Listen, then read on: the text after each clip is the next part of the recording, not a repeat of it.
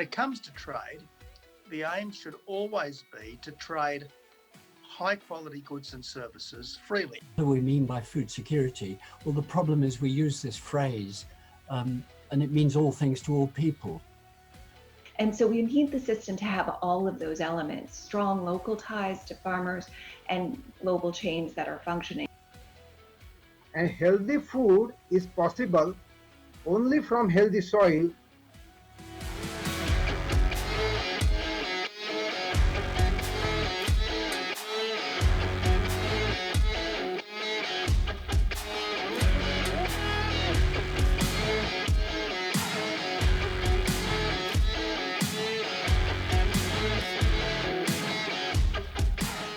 More than ever, it's important that we show leadership as an industry, and all those things I talked about in terms of the industry working together. More in tune with our soils, with our grasses, with our grazing systems, with our genetics. Sort of reducing stigma around mental health issues is clearly important to all of us. That's why everybody's on this session today. We are free to make coherent policy decisions based on science and evidence. And it starts today. From curiosity, creativity is born. The second on my list of why a first-gen mindset is better than a fourth. Thank you to everybody who has been involved at every level. We're here because of you, and I can't wait to see you in person at OFC 22.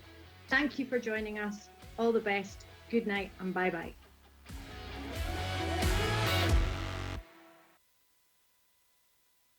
Hello and welcome to this final Oxford Farming Conference Bitesize webinar of 2021. My name is Will Evans and I am one of the OFC directors and I'll be chairing today's session. For those of you who saw some of the early promotion for today's event, you might have been expecting to see the wonderful Sarah Mukherjee in the hot seat today, but she is moderating another event now in Glasgow at COP26. More on the goings on up there later, I'm sure. So I'm afraid you've got me instead. Something that we set out to do with this year's Bitesize events was to collaborate with other forward-thinking organisations within the food and farming industry. And today we are absolutely thrilled to be partnering with the Global Farmer Network. GFN is a group of farmers that support free trade and the freedom to choose technologies needed to sustainably maximise productivity and profitability. And we'll be hearing from their CEO, Mary Bootroth, about some of the work they do shortly. The OFC conference itself will take place from the 5th to the 7th of January 2022, just 2 months away now, so do book your tickets as they are selling fast. And this year's theme, Roots to Resilience, and we hope today will start to generate discussion ahead of the event about resilient leadership. What does that look like? What does it mean? How do our leaders get us to where we need to be as an agricultural industry and in our rural communities? Now, when Sarah asked me to stand in for her today, I immediately felt like a bit of a fraud, as I've never considered myself as much of a leader. So how would I possibly chair a discussion about leadership? But I suspect that most people feel like that to a certain degree. We often hear that phrase, born leader, but I doubt that many of us are actually born leaders. It takes experience of working with lots of different people and learning how to inform, challenge and inspire those around us as we go along. You could visit your local library or bookshop or online store and look at the many thousands of books written about leadership. And if you were so inclined, you could probably read one a week for the rest of your life. I've read a few of them myself, but you'd probably circle back to just a few fundamental principles of what makes a good leader. But what are they? And have they changed at all over the years, especially within our farming community? I read some farming magazines recently from the summer of 1916. So the height of the Great War and the Battle of the Somme raging in France, momentous world events. And yet in the farming press at the time, the concerns were mainly around poor harvesting weather, foreign imports of food and the lack of a labour force. So some things definitely haven't changed. But some things have changed dramatically. The way we communicate with each other and the way our leaders communicate to us and policymakers has changed beyond all recognition in the last 25 years. When I tell my children that I didn't have a mobile phone until I was 21, they look at me as if I was born in a Victorian workhouse. And they can't even comprehend comprehend a life before the internet or social media. So it'll be fascinating to hear from Pete shortly about how the media and communications has changed over the years. Diets are changing, though perhaps not quite as much as sections of the media would have us believe. Many people are cutting down on the amount of red meat they consume and drinking dairy alternatives. So how do we react to that as farmers and food producers, or should we react? Does it create opportunities for some of us? And what, if anything, should our industry leaders be doing about some of the misleading and sometimes downright false headlines around beef production in particular? And as we all know, the climate is changing. So here on our own farm, the bad floods that we used to get every 10 to 20 years are now happening every single year, really. And we've got to expect that will continue or get worse, and we'll have to adapt even more than we already are doing. And in our September bite size entitled Farming on the Front Line of Climate Change, we heard from 3 fantastic speakers from all around the world about how their communities are being affected and what we can do as farmers and food producers to become more resilient to this. Now, decisions taken by world leaders this month in Glasgow at COP26 will have an enormous effect on our rural communities one way or the other, and let's hope they are up to the monumental task ahead of them. So the way we farm is having to change. More efficient production systems, an increased focus on soil health and carbon I knew that would trip me up. Sequestration and farming with nature rather than against it are all hot topics in agriculture and indeed the wider world, with the impact of food production on the environment seemingly never out in the news at the moment. But we are an older industry. The average age of farmers in the UK is 59, that well-known stat that's rolled out in every presentation at every single ag conference. I don't want to tar everyone with the same brush, but a lot of us have been doing things a certain way for a long time now. And if we're going to change the way we farm, and the National Farmers Union's pledge that UK agriculture will be carbon neutral by 2040 is a further example of this happening, how are our leaders within agriculture going to get us there? Will it be by carrot or stick or both? Well, I'm very glad that I don't have to provide the answers today, and I can leave that up to our guests, Joanna Lidbach from Vermont in the USA, Pete Lewis from Queensland, Australia, and Sarah Bell from Leicestershire right here in the UK. And I will introduce them all properly and tell you a bit more about them before each of them speak. Just a few housekeeping notes before we get started. To ask questions, please enter them in the Q&A window, which will be visible to the speakers. And don't be shy about getting them in. We'll have plenty of time for them afterwards, and I'm sure they'll generate some lively debate. And my fellow OFC director, Liz Bowles, will be moderating today. There's also a chat window to share discussion and thoughts with the other delegates on the screen. Isn't this speaker marvelous? Isn't the chairman rubbish? That kind of thing. But before we go any further, and I think I've rambled on for long enough now, I'm delighted to introduce you all to the Chief Executive Officer of the Global Farmer Network, Mary Boot Roth. Raised on a Northwest Iowa dairy, pork, corn and soybean family farm, she had the privilege of serving as agriculture advisor to Iowa Governor Terry E. Branstad from 1997 to 99, and was recognized as one of the Worldview 100 Global Industry's top 100 visionaries and leaders in biotechnology by Scientific American Worldview in 2015.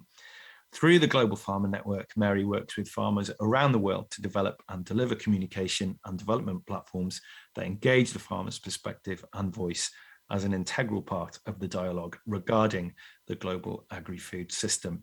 The mission to amplify the farmer's voice in promoting trade, technology, sustainable farming, economic growth, and food security. Mary, a very warm welcome to you. Thank you so much for joining us today, especially as it's early in the morning over there in Iowa. The floor is yours. Thank you, Will, and good day to everybody. I'm so glad that you could join us, and I do want to welcome you from Des Moines, Iowa. I do serve as CEO for the Global Farmer Network, and on behalf of the GFN Board of Directors and the 220 farmers from around the world who are the Global Farmer Network, we want to say thank you for this opportunity to talk about resilient leadership and how important it is to all of us.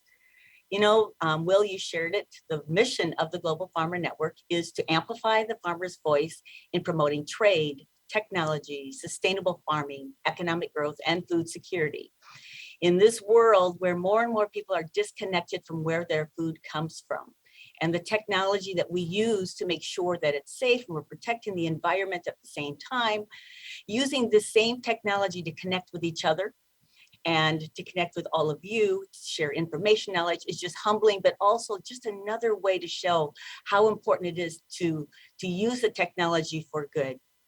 Today's theme, resilient leadership, global farming in the 21st century, provides us an opportunity to hear from three really cool leaders from three different parts of the world, each working in a different agriculture space, but facing similar challenges and perhaps similar opportunities as well.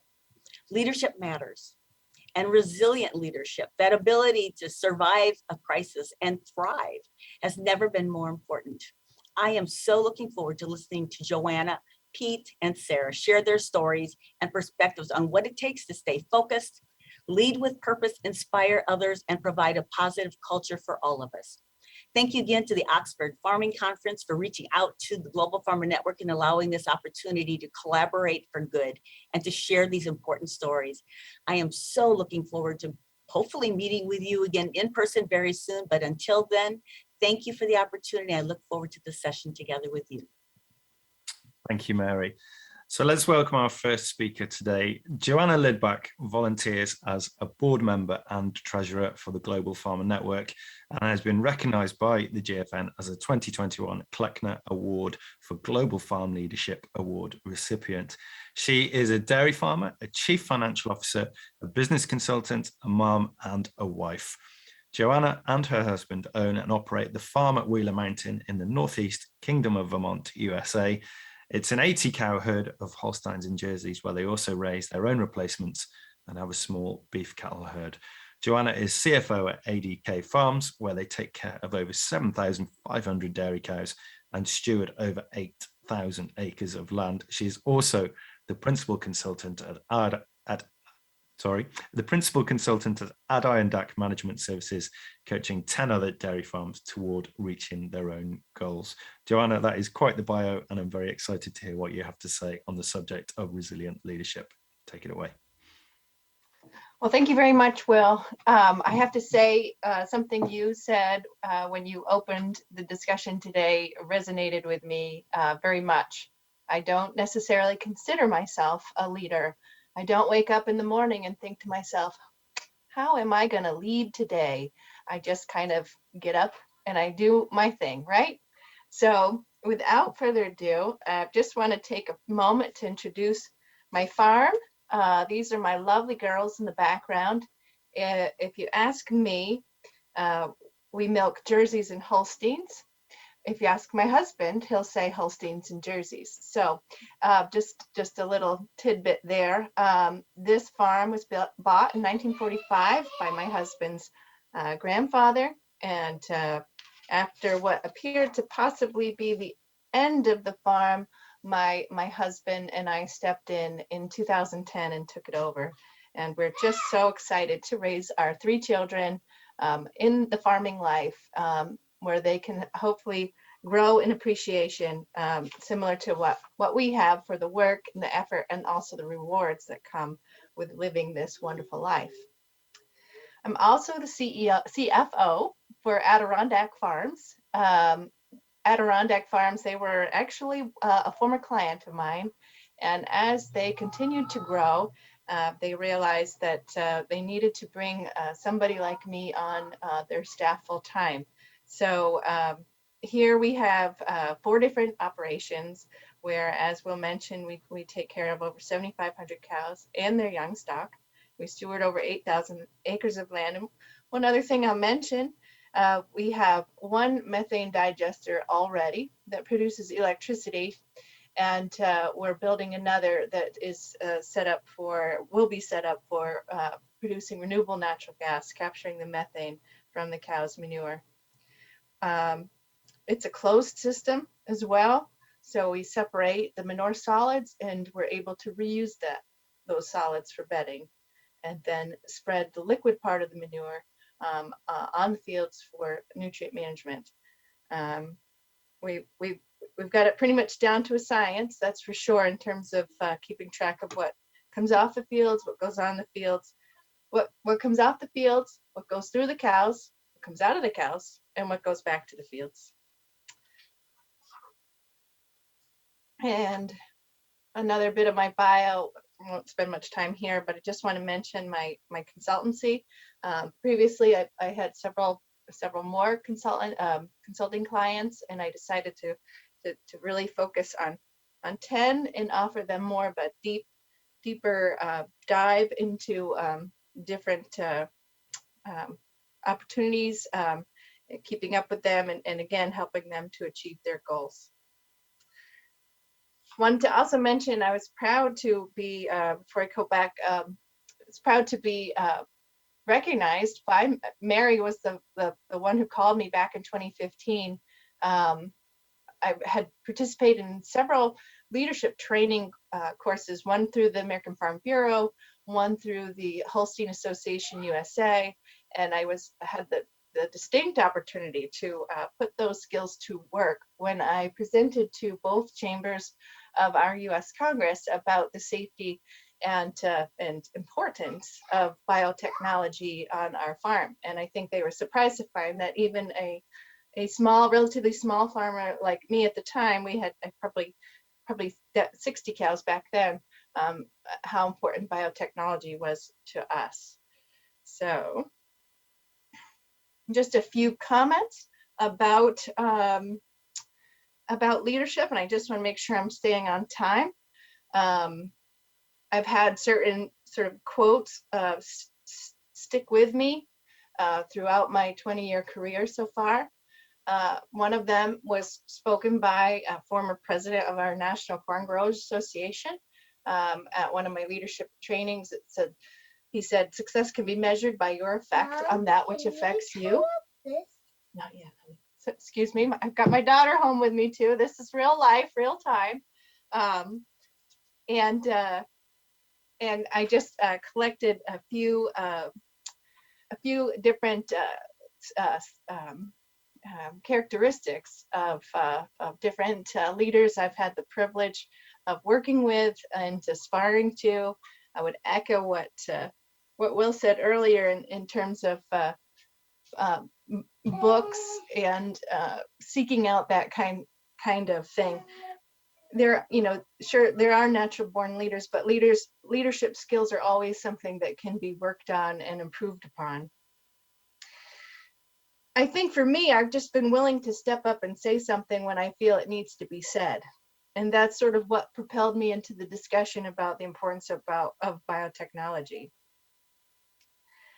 And now I tend to seek chances out, despite the fact that I have a lot on my plate. I also really like helping people. Helping is one of my top core values. And over my career as both a banker and then a consultant, I've seen these qualities displayed throughout. These aren't listed in any particular order, but I'll talk about a few. The first is, I think we've already sort of mentioned it, self-awareness and authenticity. Being aware of the fact that you don't necessarily see yourself as a leader, but maybe just rolling up your sleeves and doing what needs to be done.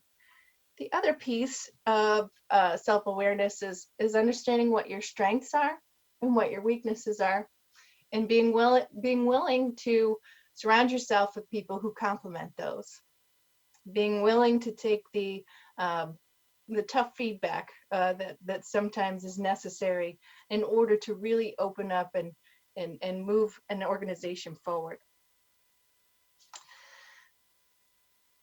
There's a statement that stays with me from my Partners in Ag leadership training that I mentioned, another one of those quotes. It's one thing to develop vision and to recognize when opportunities present themselves, but it takes courage to take advantage of them.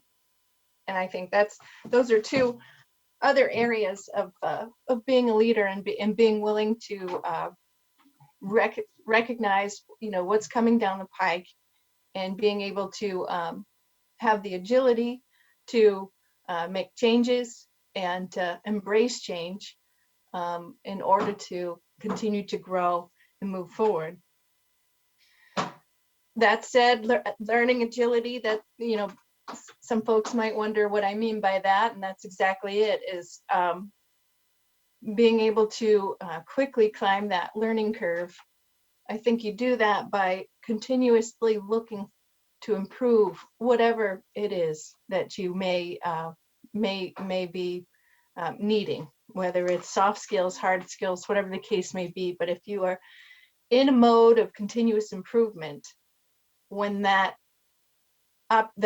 situation arises and you need to learn something quickly, I think you set yourself up well to be able to take advantage of that.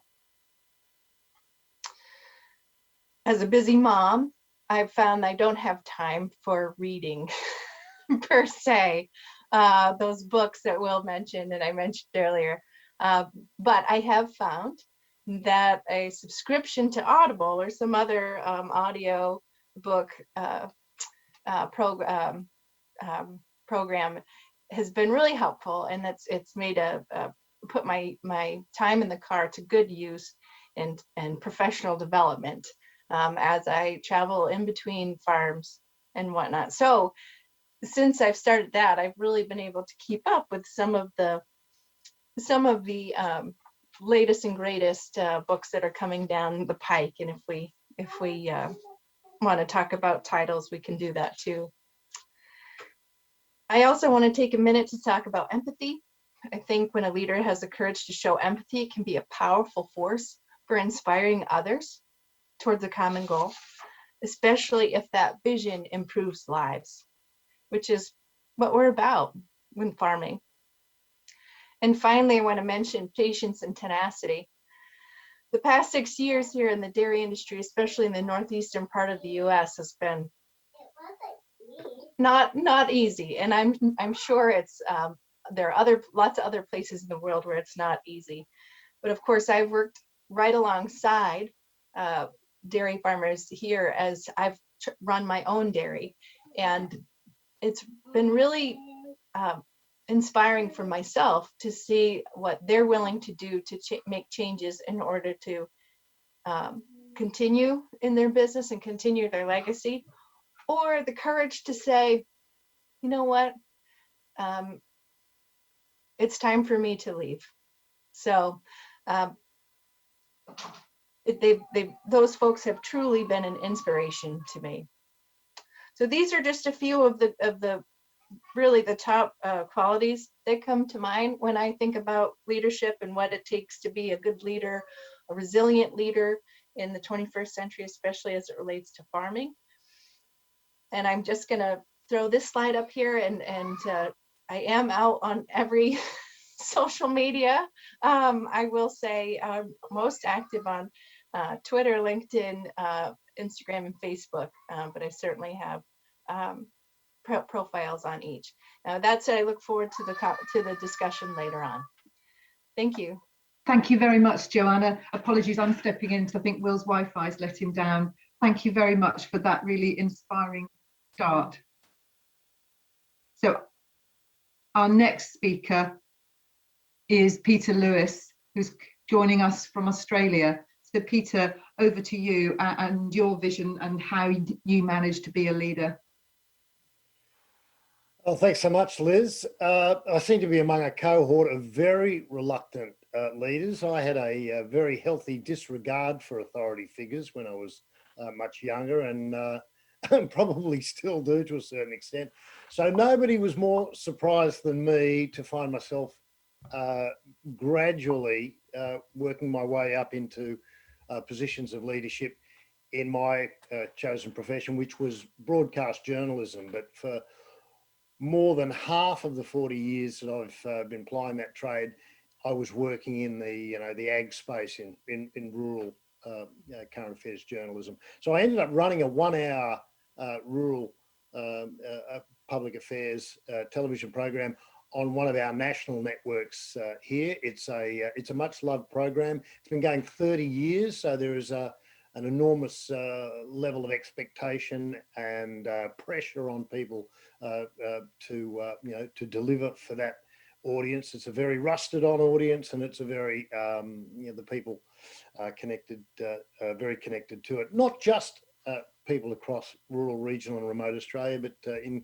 the capital cities as well. So I found myself running that, and then subsequently became president of our state agricultural journalist guild, and then the national one, which set me on a path to becoming a delegate to the International Federation of Agricultural Journalists, which is a wonderful network of like-minded souls who, no matter where you go in the world of journalism, and I'm sure it's exactly the same in agriculture, the language, the words, the languages might be different, but all the themes are very similar. The challenges are very similar and very common. So that eye-opening experience, I think, has been one of the great pleasures of my career, and the opportunity to give back into those forums, at various levels, both at a local, a state, and then at an international level, I think would probably rank very highly among the things that I'm most proud about. I actually retired from the main journalism game about 7 years ago, and have been quite active in the freelance, in the farm journalism and ag space since then. And I've taken on a few responsibilities and teaching positions and consulting positions across a wide range of the food chain. One of the things that brings me enormous satisfaction, though, is I'm on the board of an Outback Film Festival. Yeah, and it's staged each year. It's been going now for 7 or 8 years, and it's staged each year in a little town in Western Queensland called Winton. And Winton is it's famous for many things. They've over the last 15 to 20 years, it has created possibly one of Australia's finest collections of dinosaurs, and the Age of Dinosaur exhibition area there is just going on in leaps and bounds. But its original claim to fame for most people was that it gave rise to two great Australian iconic legends. The first of which was our unofficial national anthem, Waltzing Matilda. That was written and first performed in Winton. And the second one was arose out of the some daredevil pilots from the First World War who, when they returned to Australia, created a tiny little airline called the Queensland and Northern Territory Aerial Service, which has gone on to bigger and better things. It's better known around the world by its acronym Qantas. So yeah, Australia's international airline started way back there. So we've got a Outback Festival, film festival, comes up every year, and once again, it's all about storytelling, and that's really my strength. That's really where I come into this. And as a storyteller, and as somebody who's been watching the evolution of leadership, both in my industry and particularly in Australia's agricultural industry, I've observed some interesting developments over my time. I think there's been, to a very large extent, a sea change in both attitudes and aptitudes that have been applied to leadership in Australian ag. It's still overwhelmingly a very blokey pastime. The people who seem to find time for these things are overwhelmingly men, but I am delighted to say that in the past 10 years particularly, that gender balance has really been created and swung back. The current head of our national peak body farming organisation is Fiona Simpson, who's a very smart farmer from northern New South Wales. And if you look right through R&D, through universities, through commodity councils, large corporate farms, right down to much smaller operations and agri-political organisations, they all now are either run by women, or they are featuring much, much more than they would have 10, 15, and certainly 20 years ago.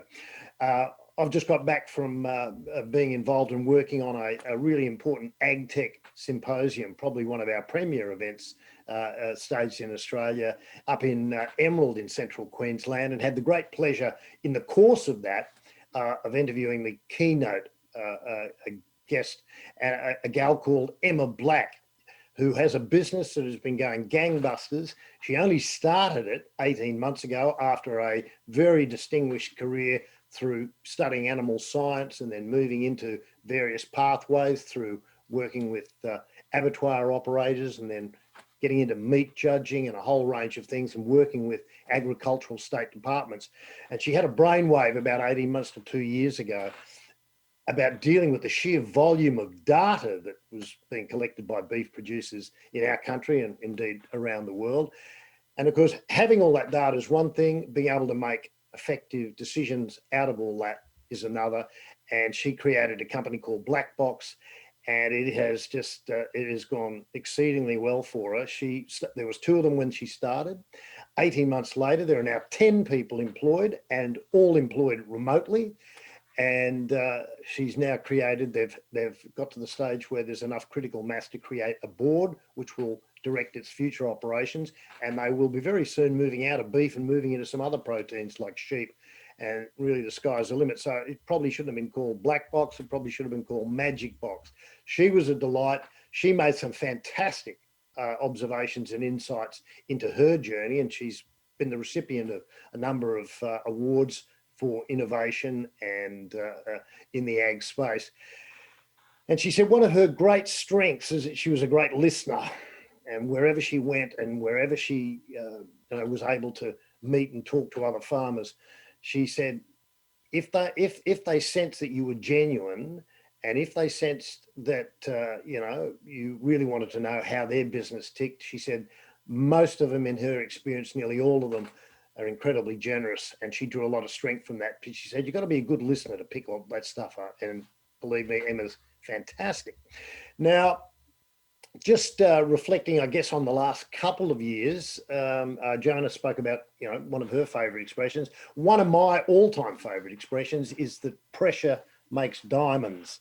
And over the last couple of years, I'm sure all of us around the world, and certainly here in Australia, we've had to develop skills to meet challenges we never really imagined we'd need to. The pandemic for sure has taken a terrible toll in terms of humans, and it continues to do so, but it's also disrupted lives and livelihoods in a way that, as I said, few of us could have imagined.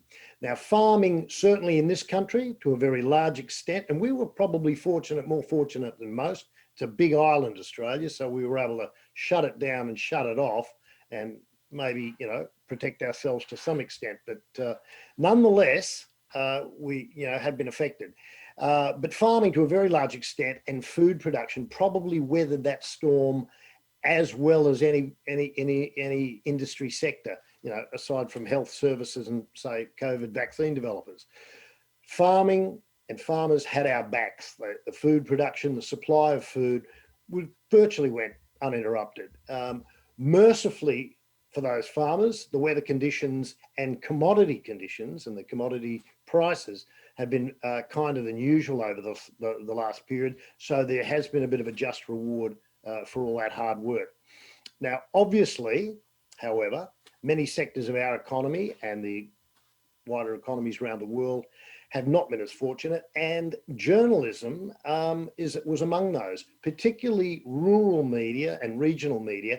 They were already under attack from the changing focus and the technology and just the changing way people get their news and consume their news. They were already under the pump for that. But in the last 12 months, sadly, about 120 rural newspapers across Australia have closed, which obviously has a devastating effect on the people who directly work for them, but it has a really fundamental and long-term impact on the communities that they serve.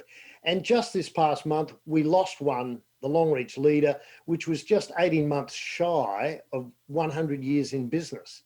And the effect in that part of Queensland is going to be, really quite fundamental and disappointing going forward. All those little important milestones and stories are just not going to get told. Hopefully, there might be an opportunity for somebody to start something else up. It won't be like the Longreach leader. It invariably won't be paper. It'll come in a different form. I want to finish my little section of this by telling you, however, that there are some very encouraging green shoots starting to emerge. And that is people who have seen that opportunity, seen their local newspaper, the demise of their local newspaper, and gone, you know what? I'm going to have a crack at this. And I'm delighted to say that in some of the awards that I was connected with over the last couple of years, we identified a young guy who was working in mainstream television news here in Brisbane, and during the whole upheaval of the last couple of years, he decided that he really felt he needed a bit of a career shift and a career change, and he was on the verge of travelling to Europe and to the UK and maybe having a go there. COVID intervened, and he ended up going back to where he came from, a small town in the Western Darling Downs here in Queensland, and he established an online newsletter called The Country Caller. He became the news guy for his little town, and I'm delighted to say that he's won a series of awards for some of the stories that he's done. They've been seriously good and seriously relevant. And a week ago, he took out the most prestigious prize in Australian journalism, which is provided by the Local Government Association here in Queensland for the work that he's done on the Country Caller. So it's been a really topsy-turvy thing in our business, but there are signs, and indeed, I guess a bit of a reminder that the leadership doesn't necessarily need to come from the top. It can come, from guys like Harry Clark and the Country Caller in little towns like Chinchilla. Thank you so much, Pete. And apologies for me dropping out earlier. It would be nice if our leaders could sort out rural broadband for us all. Pete, that was fantastic. Last but definitely not least today, Sarah Bell. Sarah is a beef, sheep and arable farmer in Rutland, where she works with her parents and husband on her family farm. As a diversification, Sarah started a consultancy business 4 years ago, specialising in sustainable supply chains, agri-tech and business development, which she runs along with sitting on the HDB board and being chair of cereals and oilseeds and being a part of the Agrimetrics advisory board as well. Sarah was an OFC emerging leader in 2018 with me, a very good friend of mine and someone that I definitely wouldn't hesitate to call if I needed leadership advice. Sarah, you are much in demand at the moment. Let's hear your talk, please. Thanks, Will. Some days leadership is just about keeping the lights on, and today feels like one of those days. The meaning for leadership to me is a really difficult thing to distill, but I think it means using your skills, enthusiasm, passion and belief to serve your community. We're human, we're tribal, and teamwork is everything. And where there's a job to be done, there's got to be a leader to step up to do that job and to enable that team to move things forward. But it won't always be the same leader. The best leaders work with the support of others. And those of you who have ever listened to Doug Avery and him talking about flying in a V, there is nothing that sums it up better. And that support and encouragement when times are tough is just so critical to anybody who's leading.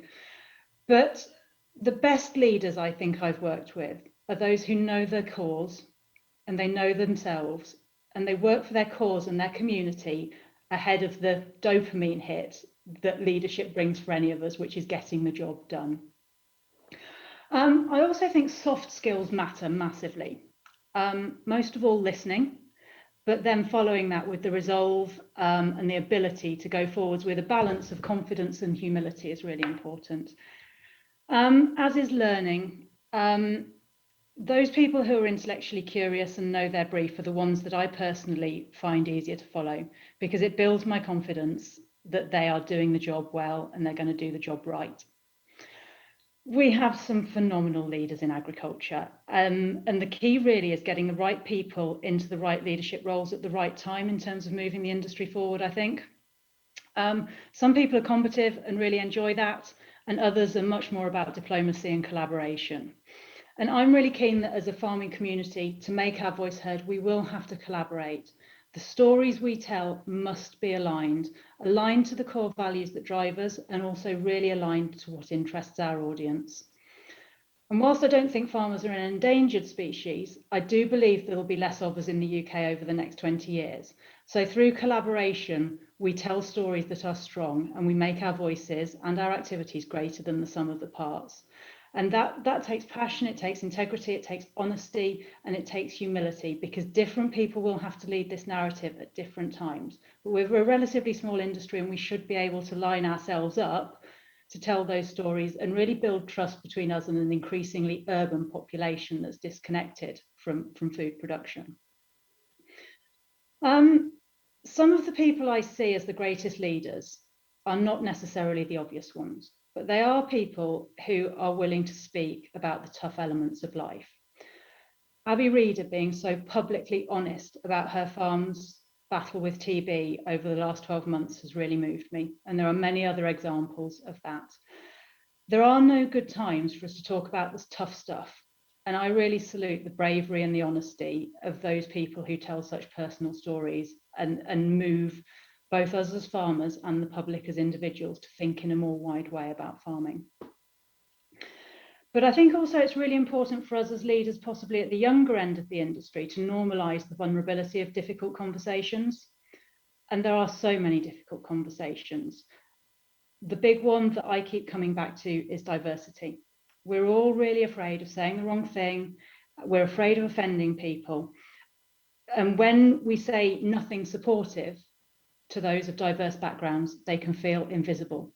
So I would urge anybody out there who's looking at a room that isn't diverse to make sure that those in the room who aren't the norm are welcomed, they're acknowledged, and their contribution is ensured that it is heard.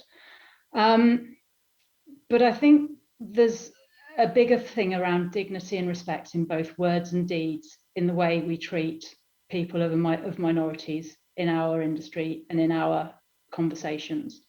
We must, as leaders, challenge the unacceptable actions and prejudice, whether that's on social media or whether it's in real life. It's really important that we speak out. The words might not always be right and it's never easy, but we can't have these conversations in our heads in the car on the way home. You know, these are hard yards to make, but they're only made by people speaking out and telling the truth.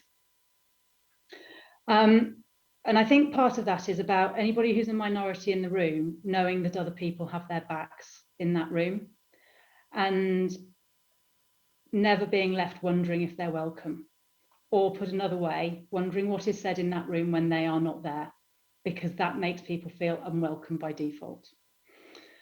And I suppose this brings me on to women, because we are 50% of the population and we are not 50% of the people in the room. And we might not be 50% of the front face of farming, but we are 50% of an awful lot of farms out there. And I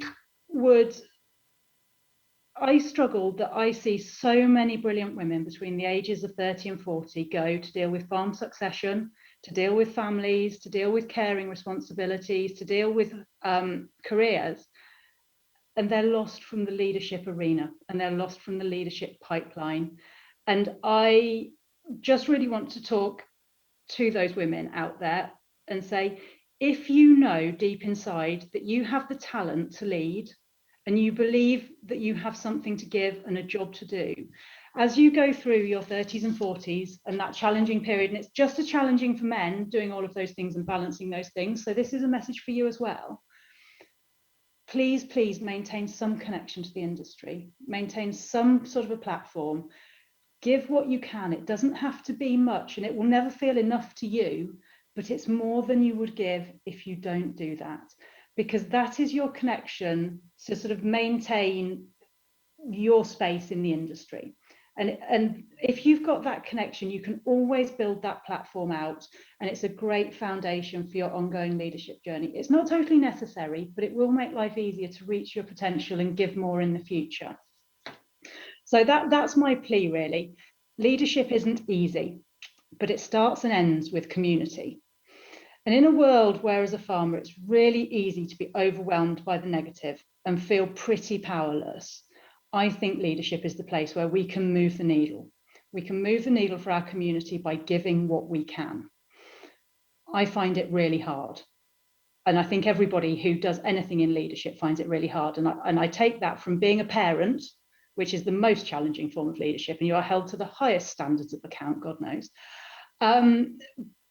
or doing stuff out in industry. But putting something back is far, far more empowering than belly aching about other people not doing it well. So please, please step up and take your place. I also think as leaders, we need to understand that we don't know everything and we don't have all the answers, but we act in good faith and with the best of intentions. There are very few of us that don't have imposter syndrome, and it's a conversation Will and I have had so many times. And I always come back to the fact that I worry about those that don't have imposter syndrome and claim to be certain of their actions far more than I worry about those who do. Because those who do are the people who lay in bed at night and think, could I have done that better? Could I have handled that better? Can I grow as a person and can I do a better job? And they're the people that I'm willing to follow and that I want to see in leadership roles. But in those difficult moments that leadership brings, I often find myself returning to the words of Brené Brown, which are, don't take feedback from the cheap seats. The people close to you doing the hard yards of leadership will have far more valuable advice for you than any keyboard warrior who thinks they might be able to do it or thinks that you're getting it wrong. So if you have aspirations to lead and you want to make your life easier, please build your network and surround yourself with people you trust. They will be invaluable to you and you will be invaluable to them. So I think leadership is something that we all need to do together and that we all need to move forward on as an industry. But please, please pick people up, encourage them and take them with you on that journey, because they are also going to be great leaders if they're nurtured.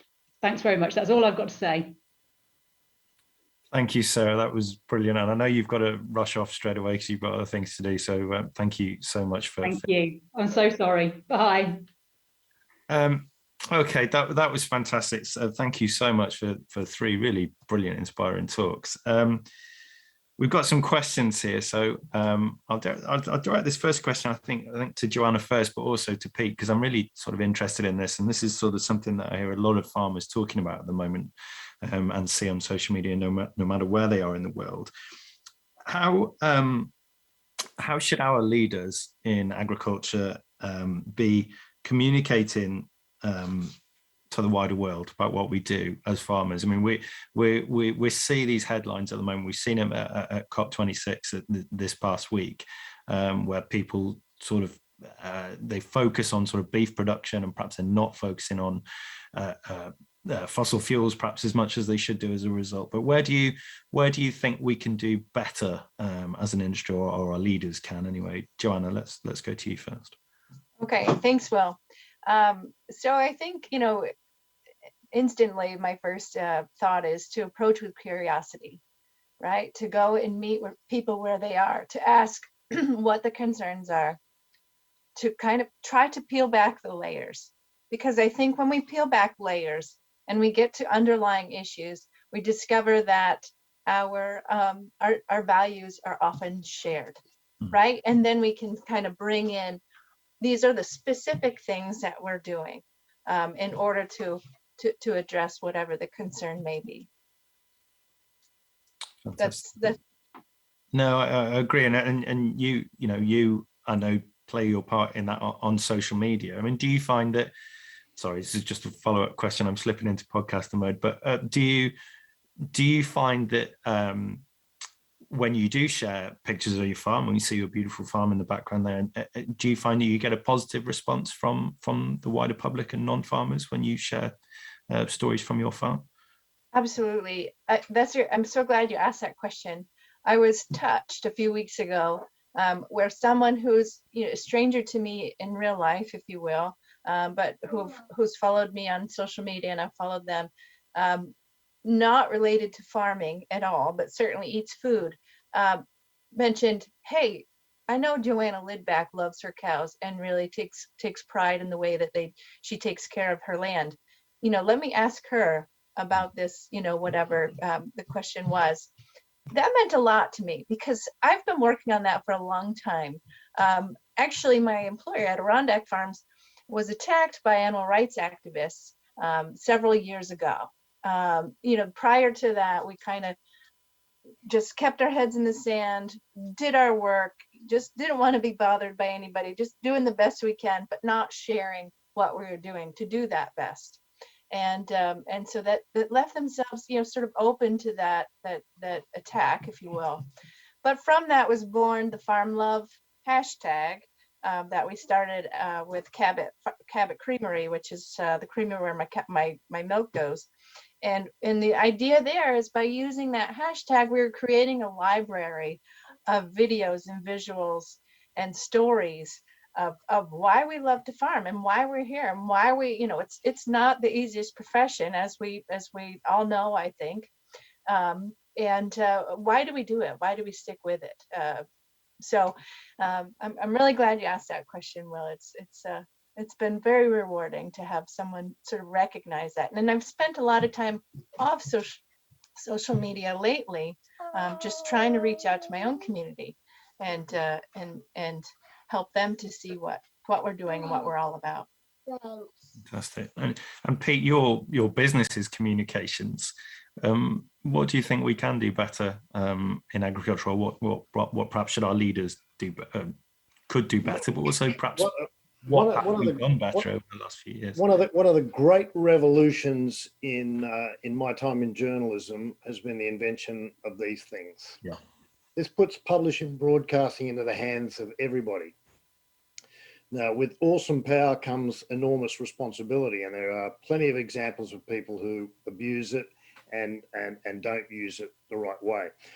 But there's two things that have happened: the development of that kind of technology, and of course, a real breakdown in the business model for mainstream media. So in this country, the ABC, people like me, TV stations, radio stations, newspapers, specialist magazines, they're simply not getting to every corner of a big country like ours, and I'm sure it would be the same in all your examples. They can't afford it anymore. The business plan has changed, and a lot of those businesses are failing. The rise of this technology gives people an opportunity to tell their own stories, not without some risk, as Joanna alluded to. You've got to be really careful. Some of the work that I do with farmers and farm organisations is to say to them, your media stroke storytelling stroke social media strategy has got to be every bit as well thought out and rigorous and tested as any other part of your business, the financials, the human resources, or anything. You got to be really careful about the people and how you engage. I tell my people, don't get into slanging matches on social media to try and prove a point. The best way you can deal with, the criticism that will inevitably come everyone's way when you stick your head up and start talking about things is to be overwhelmingly as positive as you can be. Keep the discussion at your level, not on theirs. Be very careful about the imaging, the pictures and the videos that you use. Get feedback from as many people whose opinions you value and trust as you can, and be an active part of the conversation. Social media works really, really well when you're part of a conversation and you are prompting a conversation where you are getting people to share ideas. And as Joanna said, when you do it right and people actually demonstrably see that you care for your land, you care for your animals, that you have some social responsibility, that you're part of a community that you care about, they will connect with you. They will want to connect with you. They will want to follow you. It'll be good content that they'll search out. But as I say, getting anybody to tell their stories, to overcome the reticence and to build the confidence to do it is the important thing. And it's just like everything else in life, the more you do it, the more confident you'll be about doing it. And the more stories you tell, the more stories you're going to tell. Yeah. Okay. Question from the ever eloquent Tom Clark's just come in. We'll go to Joanna on this one. When every farm can be its own tiny empire, farming can be its own worst enemy. How much is the industry willing to be led, and will stubbornness come before a fall? Wow, that's a really pointed question. I think that collectively the industry is made up of all of our tiny empires, if you will. And I think that we've discovered that when we are able to overcome our well, Sarah mentioned Brene Brown, to take off our armor, to overcome whatever that wall is that we've built up between each other, between the outside world, outside the industry. We're able to do some really great things. And so, as again, Sarah mentioned community. It takes community, and whether that's a small little town that Pete mentioned in Australia, or whether it's, I used to live in Boston, Massachusetts, lots of people there, and probably was the only one that was going to be milking cows after my business school class at the end of the day. But it's, again, it's being open to concerns, it's listening, and in putting that force of stubbornness to the power of good, right? Using it for good and not evil, if you will. Again, together we all move forward, working with each other. Yeah, absolutely. And in Sarah's talk, she talked about diversity and inclusion, and Pete mentioned this as well. This question for Pete. When Sarah mentioned speaking out rather than driving home and thinking about what you should have done, as leaders, how do we support those around us to speak up? Look, that's a really good question, because as I've moved around, particularly, since I've started doing, more of the, training and consulting with people, I do sense that there is a reticence among people to stick their neck out, and they've got a lot of balls in the air, just in business terms, and to take a profile, take a stand on things, and pin your colours to a mast it requires an enormous amount of courage, and you've got to identify the people who are up for that. And then, as best you can within your networks, you need to support people through that process, because it's not always easy. In fact, any of the leadership positions, and particularly in agriculture, the challenges, and particularly now the focus, there's people have never discussed more about the food they eat, where it's from, how it's produced, like they do now. Mainstream programs, I'm not sure whether it's the same in your part of the world, but here, the number of programs that are focused on food and competitions and restaurants and where did the stuff come from, it is, it's quite overwhelming. So a lot of people feel, wow, we're really under scrutiny now in a way that we've never been before. Now, the ones who go, that's a fantastic thing, because it starts a conversation about where our food comes from, how it's produced, how much you're paying for it, and whether you should pay more for it, and all the other responsibilities that farmers take on behalf of the rest of the community. A lot of people would like all those conversations to come to the fore. But it does require courage, and the people who do it, the cleverest organizations that I've seen in ag have had a succession plan, so you don't leave somebody there for 10 or 15 or 20 years. You get them in, you get them to play their shots, give them, their certain time, and then start to move them out. And the really clever ones have a succession plan where you have the leader, you have a leader in waiting, and you have an immediate past leader. So you've got a brains trust that has built up and has got plenty of skin in the game, and a bit of continuity over the direction of organizations or businesses. And when I have seen it done like that and done well, it is fantastic. Brilliant. Thanks, Pete. Well, unfortunately, we've got 1 minute to go, so we're going to have to cut that short. Sorry, we didn't get around to all the questions, but thank you for all the ones you did send in. Thank you so much to the Global Farmer Network today and our speakers, Mary Bootroth, Joanna Lidback, Pete Lewis and Sarah Bell. We do hugely appreciate you all joining us today. And indeed, thank you to all the speakers who participated in this year's Bitesize events and the various other organisations who partnered with us: Nuffield Farming Scholarships, Nature Friendly Farming Network, the Institute of Agricultural Management. You've all been absolutely brilliant to work with. This recording will be shared via email, so you can watch back on demand. Tickets for the Oxford Farming Conference in January 22 are now on sale, 5th to the 7th of January, selling like hotcakes. So please get your tickets booked early to avoid disappointment. Certain aspects, especially like the dinners, especially the Christchurch College dinner in the famous Harry Potter dining hall, that does get booked up early. So do get your bookings in early to ensure you get the programme you would like. Once again, thank you all for joining us throughout this 2021 series. And to finish, as they say, I'll see you all in Oxford.